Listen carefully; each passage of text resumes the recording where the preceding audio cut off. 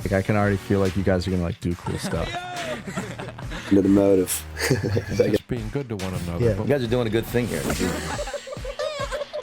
The people at the top collaborate, you know, and the people that are at the bottom compete. Yeah, it resulted in me shooting him. I was charged with 109 and a 50. Ultimately, you'll get to where you want to go if you push yourself enough. I genuinely love this conversation. I love the Motive Podcast. Welcome back to the Motive Podcast. I'm your host, Leo Kosach. Alongside me is my co-host, Colin Warner, and join us today, a very special guest, the founder of Solitary Rugz, a Westchester native creative entrepreneur with his work being featured on platforms such as the NFL and Fox 29 Philadelphia. Guys, please welcome to the podcast, Colin Warner. Colin, thank you for being here. Yeah, I appreciate it, guys. Colin. I appreciate it. A little Solitary Rugz hoodie. I Yes, like sir. it. You know, gotta get the custom merch going. Gotta rep the brand for sure. When did Absolutely. that start? When did the merch start? Dude, just the other week, I just was like, dude, I gotta get some custom merch for myself and my girlfriend too. So I bought them, and That's actually good. people like them. So I might order a little bulk thing. And Where do you get them from, if you don't mind me asking? Etsy. Alright. I think it's like TSS Customs or something like that. They just make custom hoodies. So We're in the process of doing all our merch. Like I'm repping this one right now. But yes, like, sir. we're like trying to go through, because I did like a little merch shop like a couple, like 2 years ago, like within a year, then just a little drop for like my high school friends, whatever. And then we're trying to like do something more official, and we're like, it's been a long process. We kind of got cooked on one of our deals, but it's what we're figuring it out. Struggle, man. But yeah, dude. So you're from Westchester, born and raised. Yes, sir. How was life growing up in Westchester? I know we all went to Westchester East, so walk us through that. Dude, it's good, man. You know, I've been there, obviously, like you said, my whole life. Got my whole family there.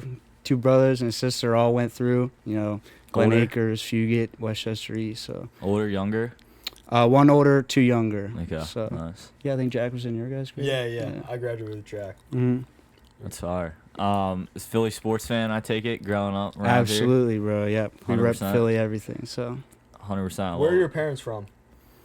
they're actually from Philly area as well too. My mom's just Okay. Westchester area. My mom was originally up from like Lancaster area, but Okay. moved down here with my dad. So always For sure. been PA kind of. Yeah, Close. without a doubt. So did you play any sports growing up? Like walk us through like elementary, middle school. Like did you get into sports at a young age? Were you playing like a wide variety of stuff, or what was the deal there? Yeah, I mean, ever since we were young, dude, my parents always made us be active, you know, whatever it be. Going up through, like, you know, middle school and stuff, I was playing football.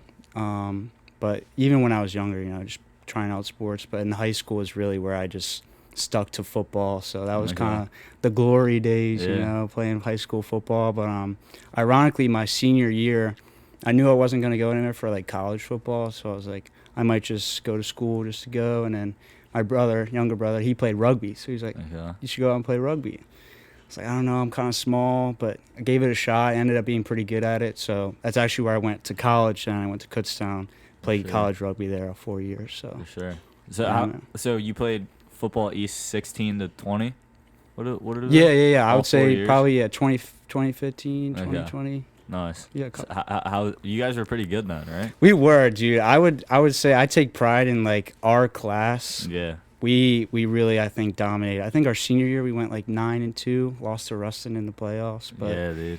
man, we were killing it. We had some studs on our team, dude. But it was like Was that Duel? Was Duel your QB? he was our quarterback. And then we had Cassidy too, Ryan Cassidy the year before. Yeah. So it's like we always just had stud players, and we had dude. Kyle Chick, our running back. dude. You know, dude, he was Will monster. Check. Yeah, exactly, bro. We just had, I think, you know, our whole grade, my whole grade, we had just like a tight knit group of guys who That's like all great. went out there, all played different positions, you know, offense, defense. But it was good fun. Yeah, but I bro. missed that.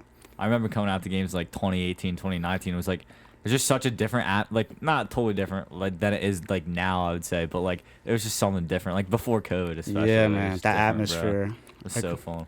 I feel like with high school sports in general, like I remember like going to the hockey games, like young kids, so fun, like just absolutely popping. Those are the glory days, man. That was Dude, the The good hockey shit. games were so sick. Dude, they're my favorite. They're my absolute favorite. Cause Talking to kids in college, they like didn't have high school hockey teams. I Dude. thought the hockey games were hockey games were the like, best. the student section at the hockey game was nuts. And it was just different because you can get so fired up off school property at Exactly, Iceland, where it's yeah. like it's whole they can't like, bro. There was like I remember, and like I was like young, like I was in high school, but I was best friends. Like he's a couple, I guess he's probably a year, maybe he's your grade. Dylan McLaughlin, who played, he was the captain of the hockey team like in like 2018, and I was best friends with his little brother, and like we were in like 5th or 6th grade, and like he was like the star of the team, and we'd be like in the student section getting thrown around like the high school. It was so fun, bro. But yeah, dude, I remember I used to live for like fights after. Like I used to hear about fights. Go down to the parking lot. Yeah, the Yeah. parking lot. It was adrenaline. The slap boxing flowing. people. Bro. Yeah. Man. Bro, I just did the announcement for East Hockey Senior Night. Like, yeah, like just like, cause you know how like they do like the ceremony before. Yeah. They asked me to come out, and I was like, dude, I feel like Unk coming out. Like I don't want to come back. And then I was just like, all right, I'll be nice. Like it literally takes 2 minutes. I like pulled up, and then I just like, it's so weird like being back. It's like my first time like being back to a game, but it's great. Yeah. Great, dude. But yeah, fun. so walk us through rugby and going to Kutztown. Like, were you being like recruited? Like, so what year did you start playing rugby in high school? That was my senior year, so Okay. that's probably what, like 2019. Okay. I think, dude, I have like a kind of crazy come up story. It was like pure luck, dude. It's like my first ever rugby game I played. I just like happened to score a try, which is like a touchdown. Okay. I don't know if you guys know much about rugby, but Walk me through the basics. Like I know a little bit, but like I would picture it like soccer, but like mixed in with a little bit of football, where like you kind of, the ball has to travel backwards. Like you have to pass it to each other Right. backwards, but you're trying to go forward. Right. So it's confusing. It's basically just like a game of like running back and forth into each other and tackling. Yeah. The rules are actually crazy, but okay. you know, You were able to pick it up pretty quick though. I take it. yeah, I mean, so I started playing, and then one of my first games I played, I scored, and like, I ran into like a coach who was there, who happened to be like a coach for a travel team. So he thought I was fast. He was like, dude, you should come out and try it. So I went out, and that's called rugby sevens. That's like there's like different forms of rugby, not to make it like too complex, but rugby sevens is what I ended up being like really good at. And that's kind of like a 7-on-7 game, but you play it on the size of a soccer pitch. Okay. So like the field is much wider and much longer than a football field, but it's 7-on-7. So it was a lot of just like speed and one-on-ones and stuff. So I ended up being good at it. And this coach happened to be a coach for a travel team. Saw me, he like went out to his tryout, got on the team, and then like from there it was just, you know, traveling and just I guess increasing my skills at the game, you know. But It's awesome. So that was all senior year. all my senior year, Okay. yeah. It was kind of like a couple months of me like just learning how to play. My younger brother Jack, shout out Jack, I owe him a lot of respect because he really got me into it and like kind of taught me how to play. And then I essentially, they would just put me out like on the edge, and they were like, take the ball and just run. So that's what I did, you know. And I don't know, it's crazy how my senior year I was like, let me just try this out, and then ended up being decent at it. And then as I was doing like that traveling, Kutztown coach saw me and was like, you should come play. So that's kind of how I got like recruited to go there. And then they were really good at the time. Okay. Kutztown Rugby, they were like, they just won like the Rugby East, and they're Division I rugby. So I was like, dude, that's where I'm going. So ended up being good, dude. That's awesome. Were you like thinking about anywhere else, or was it just like you got the offer from there? It was To be like- honest, I got the offer from there, and I was like, I'm going there Yeah. because they were like the best program at the time, and I didn't really like look into many other programs. I looked at like Mount St. Mary's, but they were pretty good as well. But Okay. I was like, once they recruited me, I was like, I'm gonna go Yeah. Kutztown. But Did you get like a good amount of money for it for going there? a little bit, not Okay. too much, to be honest. Like, what kind of sucks is Kutztown, we're Division I, but it's a club sport. Yeah. So like we don't get any sponsoring by the school Okay. or like any like funding or anything. We're not a varsity sport. Yeah. So like it kind of sucked in that aspect, but you know, even just a little bit kind of helps sure. out. Kutztown's Yeah. not crazy expensive, but Is that the same as like Westchester? Like, did you guys play Westchester and like those? Inner so state they would schools? be in rugby, they're D1 AA. So like Okay. the rugby like leagues and scoring and all that kind of stuff is a little weird, but we would Yeah. play like my freshman year, and we probably play like Penn State, Army, Navy. Wow. There you go. We play like St. Bonaventure, like Southern Yeah. Virginia University, like teams like that. That were more rugby schools, you Okay. know. But Were you interested in football when you got these offers still, or did you just fall in love with rugby? And I was, but like I think I kind of was realizing like I just wasn't really the size that I wanted to be to play, because I was just looking to play at the best level, and like D2 would be cool, but I feel like I'm like, oh, I'm not good enough for D1, you know, blah, blah. But I think rugby is kind of where I was like, all right, I might be good enough to play D1 at this level, like that'd be kind of cool. Yeah. So as much as I loved football, I was like, I might make the swap to full go on rugby and see how it goes, and I'm glad I did, because I loved it and it was just good fun. But it seems faster paced. it is. That's It's a lot more like continuous play rather than like the stop and go, kind of like football. There is stoppages in rugby, but it is a lot more, you know, just continuously playing. Like when you get tackled, it's not over. You Yeah. know, they do a Yeah. thing called a ruck, and they like the ball gets reset and then you just keep playing. So For sure. You ever have any bad injuries from that? Because no pads or anything, right? yeah, no pads. All you wear is cleats. I had my fair share of Crazy. injuries. Yeah. I've only broken one bone in my life. Knock on wood. It's my collarbone playing rugby. So Jeez. I've Any also concussions. Or do you, undiagnosed. I'm sure you see a lot of that. Yeah, I've you know got my head knocked a couple Yeah. times and split my head open and whatnot, but that's all part of the game, you Part of know. the It's fun. just Yeah. it's how it be sometimes. What was your major? Ecosum? Yeah. I went for sport management. Okay. Well, actually, originally I went for microcell biology. I was Okay. not very good at it, so I was like, let me find something else. So yeah, I went for sport management. How's that? You obviously graduated with that degree? Yeah, Okay. I stuck with it. I mean, dude, not gonna lie, you know, it's a degree. I would say something I wasn't quite realizing at the time is like going to sport management. It's like, all right, I want to go work for a pro sports team. I apply. There's 2,500 other applicants, so it's like, Yeah. you know, my chances are very low, and I didn't really have good experience at the time, so it's like I'm kind of shot. That's why I'm in insurance now, dude. Yeah. So Yeah. I didn't even really use my major, but I don't regret taking it. But Yeah. yeah, Ah, it is what good. it is, you know. For sure. Yeah. So like growing up, like getting more into the current rug stuff, like were you like creative at all growing up? Were you like artsy? Were you making stuff at all, or I was would- that not a thing? I would say yeah. I Okay. mean, I don't know if I ever really like applied it to anything other than maybe like doodling in class or something, or like just making weird stuff. Or I was always kind of an outdoors guy. Like we used to go down to the woods at our house and like just like build forts and stuff. So Oh, like yeah. I don't know. I guess you like that's creative, but Yeah. yeah, I never really actually got to like apply my creativity to anything. So I think the rugs is kind of like the first time I was like, this is actually For really sure. fun. you That's know? a crazy first step to start creating stuff. Yeah, I mean, it's like it's just the online. It's what I saw. You know, that's how I got into it. I saw somebody else making a rug online. I was like, dude, I could do that. Yeah. So I did it. Ironically, today, 2 years ago, is when I first bought the tufting gun. That's what it's called.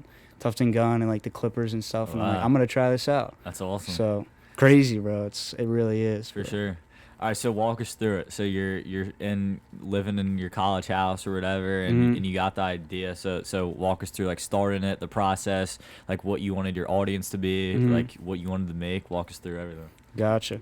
So I mean, playing rugby, like it was really tough for me to like find time to like get a job or anything like that. So I had just, dude, sometimes we would train because we're a club. We would train at like 9:45, 10 p.m. till we get to the turf. So it's like me trying to get a job was really difficult. So I was trying to find something to like do, you know, just to get a good schedule going. And I saw online, like I said, I saw these people making rugs. It's called tufting. So I was like, what if I have the little money that I have, just like try and invest in this and like see like what I could do.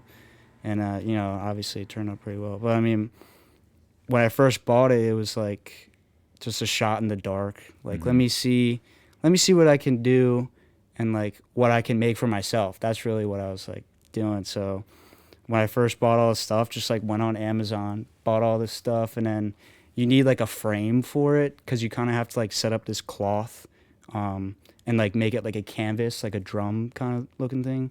So I had my dad build me a frame, and then I bought all the stuff, set it up. It's just me and like my one other roommate. We had this like second floor apartment and just a little bit of space. And I was like, let me just build this thing and like let me try it out. And at first it was so funny. I made like a Travis Scott rug, just like a smiley face, like the Cactus Jack one. I still have it. It's in my room. First one ever. But I made that, and my roommate, as I'm doing it, he's like, "Are you sure it's supposed to look like that?" Because when you tuft it, it's like one side is the design, but it's mirrored. So the other side is where the rug is, and the side that I do, you like tuft the yarn into it. So when he was looking at it, it like looked all weird and it was backwards. He was like, "I don't know if that's right," but then. If you like turn it around, the other side's the actual rug. But So the first one turned out pretty good. yeah, the first one actually surprisingly, I was like, I made it. I was like, yo, this is actually kind of cool. Like, you tuft it and it's like all shaggy and stuff, but then you shave it flat and then you can carve it out, which is really what's like unique about tufting. It's not like your typical like flat area rug. They're like dimensional. So the first one, I was like, this is actually kind of cool. Like, I like this. And then I just kept making them, but even like to this day, when I look at my first one, I'm like, oh, it was all right. But now I've obviously with more experience, I'm much better at it. But yeah, man, just doing that first one kind of gave me confidence. Like, all right, maybe I can actually do this. But did you start selling them in college too? I did. At first, it was like I made a couple for myself, and then I made Jack like an American flag or something, and like just like made him, and then I made one for his girlfriend. So just like little friend group kind of stuff. And then big shout out to my one friend Jacob. He actually was like, I want you to make me like this sword from this anime. So he like gave me an image and he was like, do you think you can do it? I was like, yeah.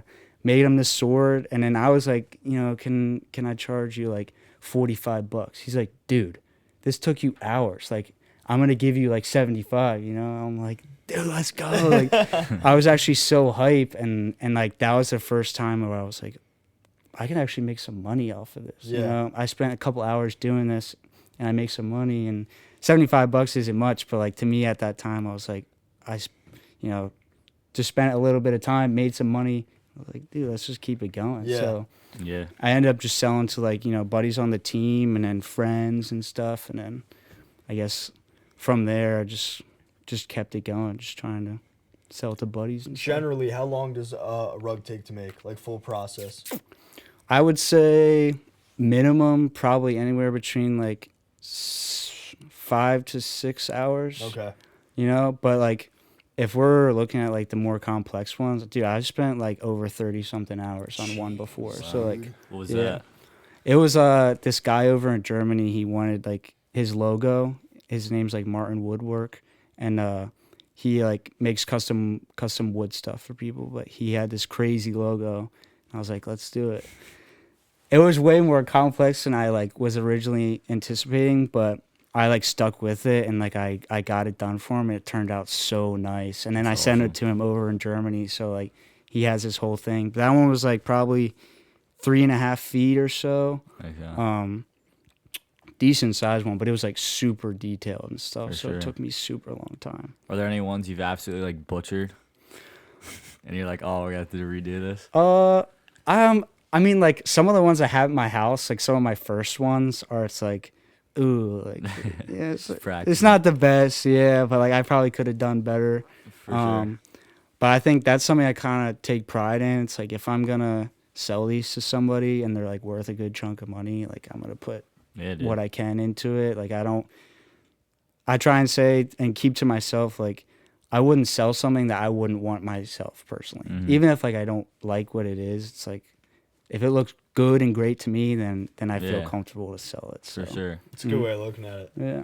Walk us through like the texturing, because I know like all like I've seen like your rugs talk about like the elevation and like different like how do you do that with a rug, and like what makes that like unique and like special to a rug? Yeah. So once you tuft it and it's on the frame, it'll be like shaggy and stuff, and all the details, like some of the yarn might like overlap each other a bit. So what I do is I like take this machine and I'll shave it completely flat, like level. And then I literally get like barber clippers. That's what they look like. They're just called rug shears. And like I will carve out like all the details and like bevel it. So like a picture of like there was two colors and they were like intersecting. I kind of bevel it so it creates like a dimension to it. Yeah. But I'll just take any design pretty much and just carve out the details, and then that's what really makes it look cool because it like pops. It's like a 3-dimensional rug almost. Like if you look at like, you know, this rug here, it's just flat. But then if you have like a design, I like, carve it out and stuff. It's kind of like, I guess, hard to explain, but if I were to like show you something, you'd be like, you can actually see the difference, you know? So you have like like start to finish, you have like a canvas type of deal, and then that's like, you said it's stretched around like a frame. Yeah. And then you have like a yarn gun. Like, so walk me through that. Yeah. So like process. if we were, say I was gonna make you a rug, you know, you give me your design, I put it up on my frame. They take this thing called monk's cloth and you like stretch it across the frame. And that's where I said, like, you know, you make it as tight as a drum. So like when you flick it, it's like, like, you know. So you get this blank canvas up there. I'll trace up your design, and then they take the tufting gun. That's what it's called. You essentially just put yarn into it, and like, I guess for better lack of terms, like it essentially puts the yarn through, goes, cuts it, and it just does that like really, really fast. So I'll trace the design with the gun, just like following it along. And then once it's done, I'll like glue it so the yarn sticks in there. And then the other side is like where the rug is. So then I'll take it, shave it flat, carve out all the details and everything. And I'll put like a non-slip backing on it. And it's kind of just how I make them. But Damn. Love it. It's quite a process, but like, yeah. Do you have any like how-to, or like do you have any like time-lapse videos of you doing it? I have like a couple videos on my Instagram, me like doing like behind the scenes, but I actually have some like content ideas coming up where I want to like fully explain it and like how I actually do it, because like my videos are short and sweet and quick because I like, you know, you gotta keep people's attention and stuff. But it's quite a process, and a lot of the stuff you don't see like takes me hours. You know, just it's crazy, but. Yeah, dude. Hey, I was never an art guy. Like the patience, bro. I just never had the patience. I remember almost failing my middle school art class, and I was like, bro, it's art. Like, just turn it to paper. That's great. Do you have any like favorite designs that you've done? Yeah, I would say. I mean, the player portrait ones that I do, I really like. Like those take an extensive amount of time, but when they're done, they just like look really nice, and that final like result is really what like drives me sometimes, because I'm actually working on one for my neighbor right now. It's like this big cartoon one. Her son does cartoons and like draws them himself. She gave me an image of his cartoons. I'm carving it out, and I've already spent like over 20 hours on it, and I still have probably another like 10 to go. But like stuff like that, like the really intricate ones, I love, because once it's done, I'm like, oh my gosh, like this is so sick. I want to keep myself, you know? But you've given some rugs out to some pretty big people. Can you talk about that? Yeah. So, I mean, I guess I'll go back. When I first started making them, I started making videos and stuff. I made like a Ravens one, and it just like happened to go like crazy viral. Just out of the blue. Like one day it was like, I check and I'm like, oh my God, this video has like 10,000 views. And I come back, oh my God, it has 500,000. Like, shit, it's at 1 million now. It's like, it was just crazy.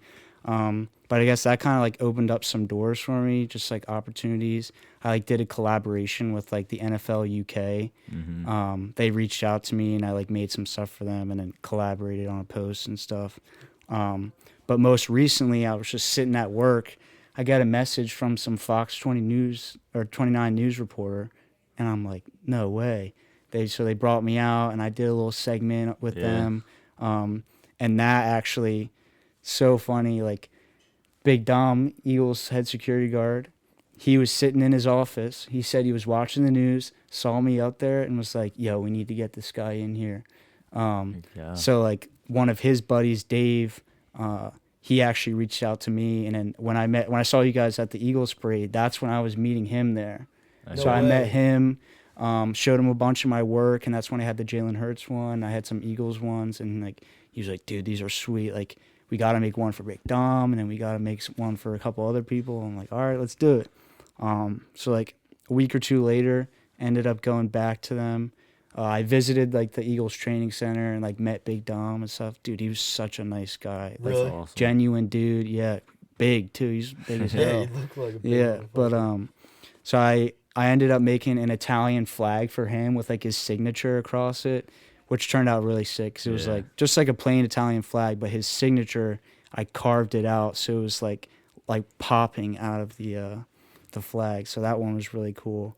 And then as I'm talking to Dave, he's like figuring out some other people we can make one for, and I'm like, I would love to make one for Jordan Mailata. Like, he was an ex-rugby player. He played rugby in Australia, like rugby league, and my mom absolutely loves him, just like the man and character that he Yeah. is. So he was like, dude, we can make one.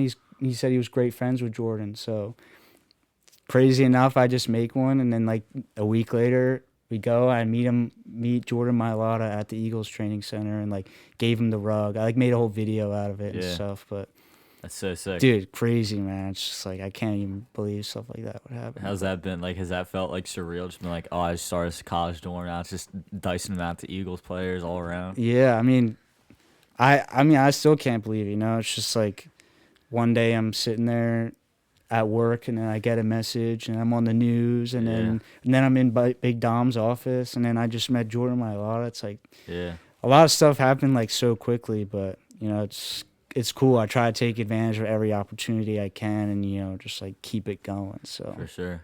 I think you were featured on the Buccaneers. Is that yeah, right? I made How's that? I made a Tampa Bay one, and this was at the time when like I made a Ravens one, and it was kind of going crazy viral. So I made a Tampa Bay one, and they commented on my video, so I like collaborated with them, and they That's like sick. shared it on their TikTok and stuff. It's Pretty fire. sick. Yeah. Yeah, dude. Steelers commented as well, but Ooh. it was crazy. Like, I made one for them, and then I posted it on my Instagram, and they like, it went like insanely viral on my Instagram too. It was at like nearly 2 million views, Okay. and it just gets removed. And I was like, what the heck? They like flagged me for like trademark violation. What? I was like, dude, you guys commented on my Yeah, video. come on. But I hate That's that. crazy. yeah, that it happens. But yeah, that was like kind of a bum moment. But Yeah, dude. What do you think about Mike McCarthy to the Steelers coach? hey, man, you know, see what happens. I don't bro. like it because I'm more of a Steelers fan than I am an Eagles fan. Yeah? But, yeah, dude, I don't like it at all. What do you? I don't. You I don't hate like it. that? I hate it. I hate it. The Eagles have been making moves too, haven't they? They have. They acquired a couple new coaches and stuff. We lost a couple. So What do you think about that? I've seen mixed thoughts per usual. I mean, you know, I feel like the Eagles have kind of been like all over the place the past couple of years. It's been really good, and then it's Yeah. like really good, but then we lose, and then it's like, Yeah. you know, been a lot of back and forth. But I think that's kind of a part of just the NFL, like, and being a great team like that. Like, there's a lot of bumps and ridges that you'll come into, For and sure. being able to like figure out that situation and come back next year. You know, Yeah. that's really what I guess they're big on. But Were you at the parade last year? I was not actually. I was Okay. at the one when we won it the first time. Yeah. I was like in high school days, but I was not actually. Yeah. I actually don't know where I was at the time, but I did Uh, not attend. For sure. Are you in the college football too? Have you done any like cool college rugs? I have not. I've actually Okay. been offered, or not offered. I mean, a couple people have reached out to me. I had like at one point the Washington running back, Washington University. He like reached out to me, but then I like never was able to like continue connecting with them. Yeah. But that'll happen sometimes. You know, people Yeah. reach out, but I got you. I haven't been too much in the college field. But I would love to. You know, Yeah, dude. anybody. Bro. 100%. You heard him. Yeah. Have you been watching the Olympics at all? They I have been a started. little bit. Yeah. Yeah. I think USA's been doing pretty decent, bro. Yeah, I guess. I'm not sure, but I don't know. I like the Winter Olympics more than the Summer Olympics. Yeah. I think they're cool. Just like between the skiing, the like all the. I'm hyped for the hockey. The hockey team's gonna be sick to watch. Didn't our women's hockey teams, I think, doing Yeah. really well. I think Yeah, I they think scored they're like doing 10 well. goals in the past 2 games or something like Yeah, without a doubt. that. Crazy good. Yo, future plans for the Rugs. Do you have any? I do. I got some stuff coming up. linking with some of those Eagles guys, I was actually able to meet with Ryan Hammond, who's like the head of like one of the directors of Eagles Autism Foundation. So they want me to come out to their event that they're having in May, and they like bring out artists sometimes. So like she was like, you could be one of the artists that they bring out. Nice. So that's kind of something that like I'm setting up. I'm hoping we can get that all worked out and such. But I'm gonna be donating a couple pieces to them, and hopefully, you know, be an artist featured out there. She said there's gonna be like 8,000 people. So I was like, dude, she's like, that's a great opportunity for you to grow the business and such. So opportunities like that, I just try and take advantage of. But yeah, do you see yourself ever like doing like any like market stuff, like where you like have a stand set up, or, like showcasing rugs, or like is that not your thing? That's something where like a lot of people say it to me, and like I haven't done any of that ever, and like I honestly probably should, you know, like that would be cool, even if I don't really have like products out for display, even just like showcasing my business and stuff, and like allowing people to like order a custom rug if they're interested, you know, that'd be great. I'm definitely trying to get into like that, but I think it's just finding the right opportunity and stuff. And yeah, without a doubt. Dude, the one more thing I was gonna mention just before we get back to the rugs, did you guys watch the Alex Honnold climb the building like a couple weeks ago? You guys see that? Yeah. I feel like I heard about that. Dude, it was insane. Where was it? Hong Kong? It was in Taipei. It was Taipei 101. It's like the 8th tallest building in the world. Like, dude, do you guys know Alex Honnold? He's like did free solo. Yeah, he like free climb stuff, right? Yeah, bro. They had it live on Netflix of him just climbing the building, like 1,600 feet, like 2,000 feet in the air, bro. It was crazy to watch. That's like, unreal. It was like easy for him, bro. He like wasn't even like, cause like he climbed like the craziest mountains, which are like 10 times harder than like a man-made like building with like ridges. It's like, bro, it was crazy to watch. Anyway, does he do that for like a living? Like yeah. I mean, that's his thing, bro. If you gotta watch Free Solo, it's the craziest movie. But yeah, so how's it balancing? Like you said, you work in insurance. How's it balancing like working insurance during the day, doing like your creative stuff like on the side? Like how's that been for you? It's tough, bro. I can't lie. When I first graduated college, I was like trying to find a job. So I actually just started doing that like full time, and it was decent. I was making enough, but like not really what I was hoping. So that's kind of why I took the insurance job too. Just a steady income, but it's tough, dude. It's like I'll go to work, leave my house like 7-ish, won't get back till like 5-ish, 5:30, and I'll just crank the rugs. You know, it's a grind for sure, especially if someone takes me like 20 something hours, you know, over the week. Like that's going to take me like days upon days to get done. So it's definitely tough, but it's, you know, sometimes it's like, I was actually saying to my girlfriend the other day, it's like, sometimes it's good to like have a stress like that where it's like, you know, I'm at a point where I have a job that I love, making good money, and then I have a side business that I love and I'm making good money, and like I'm stressed about, you know, like my work that I have to do and stuff like that, and I'm not really stressed about, you know, other things that some other people might be stressed about, like having a job, you know, like, or like having enough like money to afford stuff, and like I think that's something that sometimes you like take for granted, but just being able to like do that and also work insurance it's fun. I enjoy it. I enjoy a good struggle and a good grind, you know. But hell yeah. I love that.